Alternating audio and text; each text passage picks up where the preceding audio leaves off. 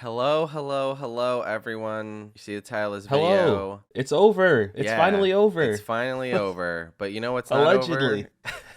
You know what's not over? The New York Film Festival. This is a little break. It's not over. There will be another review tomorrow. So, this Halloween Ends movie, right? What the fuck? This movie was kind of crazy, low key. I was like, "What?" the whole time. I was like, "This is weird." It felt like those older Halloween movies that are kind of supernatural, like Sam Hain, right? yeah, especially like there was this one moment where Corey brings a dude to kill to Michael and he's like, "Show me how to do it." And then Michael like starts shaking and stuff when he kills him. I was like, "Oh, is he getting his power back?" Yeah, that's what Well, I when was he thinking kills too. when he kills this dude, I was like, "This is kind of stupid, but I'm down, I guess." So, like, this movie frustrated me in a lot of ways. Who did it? Yeah, because this felt like what Halloween Kills was supposed to be. Like, this doesn't feel like the end of a trilogy or a quadrilogy or whatever the fuck. This felt like the sequel to the first movie. Because Halloween Kills has no impact on the plot of this film at all, except for the fact that Laurie Strode's daughter dies. And Mm-hmm. I guess the fear of Michael Myers coming back. But, like, Mm-hmm. the way that this movie starts, it makes Halloween Kills even dumber. At the end of Halloween Kills, he seems stronger than ever. And then in this And movie, then in this, he's weak as hell. yeah, it doesn't make sense. Like, it would make sense if, like, all of this happened after Halloween 2018, because he was in that fire, probably inhaling a lot of smoke and shit. You'd assume that maybe he would be weaker. You know, after all that, he got shot in the neck. Like, there were things there. And then at the end of Halloween Kills, even though he takes undisputedly way more damage, he gets shot a bunch and beat up and all that shit, he, like, rises above it like it never fucking happened. He no-sold it like it was wrestling, like Mm-hmm. Hulk Hogan, when at the end of the matches, when he'd Hulk up and he'd be shaking his head, and then he'd point at the guy, is like, "You are not gonna get away with this, brother," and then he does the two moves of doom and wins the match. Like, that's exactly what happened at the end of Halloween Kills. So, like, how the fuck this movie makes no sense. It's stupid. And I would have been fine with all of this if it was just the second movie, because I don't understand this approach that David Gordon Green, I guess, thought that he had to reinvent the wheel. Halloween's a very simple franchise. Even in the older movies with the Sam Hain stuff, it didn't overcomplicate the formula. It was just adding lore. Like, the Mm-hmm. formula was there. Michael Myers, he's out there. He's virtually unstoppable. He murders some motherfuckers, and that's it. So him, like, influencing, you know, some incel is fun. That's cool. That would have been a really nice second movie, but I feel like for the third It's the third movie, movie.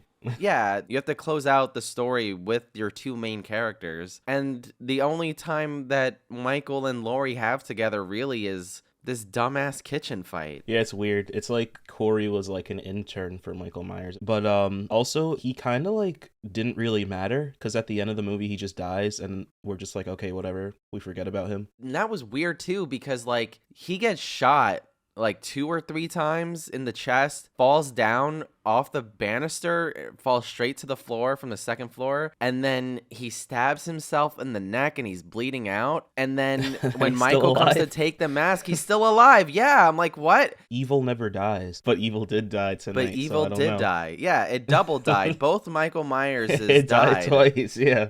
The only interesting part about this movie to me was the tag team that they did. Like, they teamed up. hmm I thought that was interesting because, like, you've never seen that before, but they only did it once. And then he went to beat up Michael Myers for his mask and then kill those kids. I was like, for what? Yeah? How is he getting beat up by this normal guy? Like you said, evil never dies. So if you're evil, you get all roided out. I don't know. And that happened after the argument, or I guess the conversation he has with Laurie. But, like, when he does become Michael, it is kind of fun, like the killing spree that he goes on, even though the shit at the junkyard, or I guess the car lot, whatever the fuck that place is, it's stupid. When the two girls are running away from him when he's in the truck and he's chasing after them, some Prometheus ass shit. Just run to the left. There were aisles, and they were Yeah. like, nope, we're going to run straight, and we're going to try to hop this gate. Like, what the fuck? I was yelling. But the kill at the radio station was so fun. Oh, my God. Yeah, that was crazy. That was way better than anything David Gordon Green has done this whole trilogy, I think. Like, if there was shit like that throughout, that would have been nice. I did feel a little tense during the kitchen stuff at the end because they made an emphasis that, like, now Michael's back, baby, and he's gonna do some shit, but then he didn't. So, but yeah, I don't have a problem with, like, in theory, the direction they took. I think it's more about the execution because there's so many things here that are first draft ideas, I would say. Corey's mom being annoying. There was no nuance to her character at all. She was just annoying for the sake of it. And it wasn't frustrating as a character because I empathize with Corey. It was frustrating because this isn't a real person. That woman is not a real person. And she's definitely just a character for this movie, not really a person. She's a cartoon. And so are the fucking high school kids. What was that? This adult, Yeah, they really were. This adult's getting bullied by high school kids? Are we fucking serious? They're not even fucking jocks. They're in the marching band. What? It was super cliche too. They had like each character trope for each one. That one girl at the end who was like, maybe we shouldn't do this, guys. What are you doing? Stop. I was like, oh yeah, I definitely have seen this before in a movie. Again, if you're doing a trilogy, which is this is like a legacy trilogy, ideally you'd want to feel like a conclusive ending throughout Halloween Ends. I'm thinking like this is the last movie for Laurie Strode. She just fucking hangs out for the whole movie until the end. I mean, she like stalks Corey, but in like because she's worried about her granddaughter, but it's fucking stupid. She's supposed to be the main character. I want to know what she's doing besides writing some dumbass manifesto. The scene where Corey kills himself and then the granddaughter comes in is so stupid. It's so cartoonish. Oh, right when she pulls out the knife and she has the knife in her hand, she walks in. Get the fuck out of here. The only thing I liked in this movie is the idea of Allison, the granddaughter, seeing a guy that she liked and chasing after him. I think we need more of that in movies. Like, oh my God, what is this? Jackhammering. What are we doing? What are we doing? I'm trying to make a point. Do you hear that? Yeah, I do. I hate this. Why am I not allowed to win? This is David Gordon Green outside of my house right now, fucking doing some construction or some shit. He's telling you that you're wrong. Yeah. So anyway, as I was saying, the way that it's portrayed here in this film, I'm like, okay, this is nice. I like this. This is a nice change of pace as far as the romance goes. But the romance is so much of the movie. It's so much of the movie. The romance kind of low-key started off and felt like a Bonnie and Clyde type of situation because she was kind of like into wanting to like end everything or like kill people or something like that. I don't know. It was more of a metaphorical like we're burning it down type thing. Because I feel like if he was like, hey, I have a secret, and then he took her to the tunnel and showed her that like, hey, I'm like buddies with Michael Myers, the guy who killed your mom. I feel like that would have been different. Also, it makes the end, like the way she reacts, make even less sense because she leaves and she doesn't, I guess, notice the fact that he's dressed up exactly like Michael Myers and the Michael Myers mask is right next to her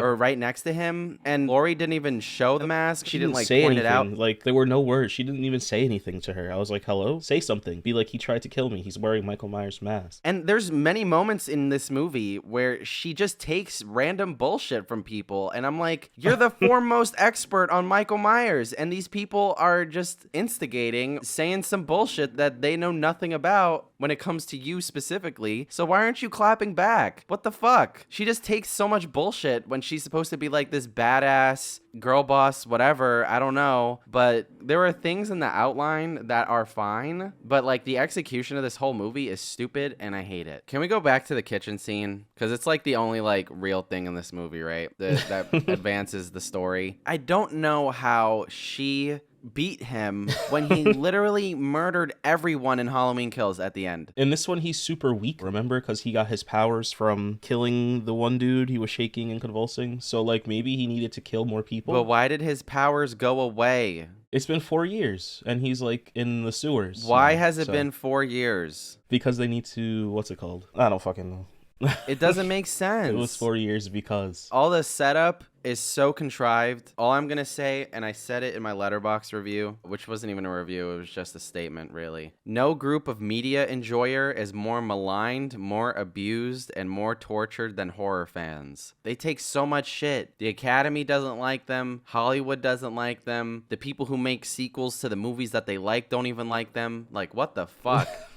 There were a lot of weird ADR moments, and there were a lot of stupid jump cuts. that I noticed when I watched this, and I was kind of like, okay, I guess on a technical level, this movie is bullshit. But then there were some shots that were okay. It looked fine, I guess. Like the atmosphere in Haddonfield is kind of okay. It's kind of creepy. I guess. But also the people parading Michael's dead body through the middle of the street and everybody going to the car place. I was like, someone actually wrote this, but I guess he's officially dead. I did hear the audio being fucking awful in the conversation that Laurie has with Corey in the house.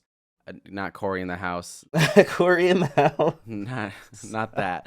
But in the house where he killed the kid and he wakes up and she has that conversation with him. There was a really bad fucking sound edit. Let me help you. Or let me find help for you. You can't have her. But yeah, there's a really bad jump scare in this where he's outside of Laurie's house. They do the thing from the first film where he's like by the bush and he's like looking up at the window and you're like, oh, it's like the first movie. Oh, and then he shows up behind her, right? Yeah, and he shows up behind her. That was so dumb. It looked like shit. It looked like shit. Like he wasn't there at all. He wasn't there at all at first, and then he just appeared out of literally out of thin air. He's bigger than her. He's bigger than her. It doesn't make sense. Stupid. That shit. Oh boy, that fucked with me. I was like, oh man, I'm looking at it right now. That was fucking dumb. Where was he standing? When they cut to the wide shot, it shows that he was standing at the stairs. So how did she not see him? It doesn't make sense. It's fucking stupid. David Gordon Green, what is your problem? I hate you. 3 out of 10. I hate this movie. It's stupid. I'm mad. I'm at a 5 out of 10. My expectations were subverted, and the ideas presented were interesting, even though they weren't executed well. Also, Michael Myers was barely in this movie, so I think the Michael Myers purists are going to be pissed when they see this. It's over, though, finally. Yeah, sure. Can't wait for Halloween to never come back, ever.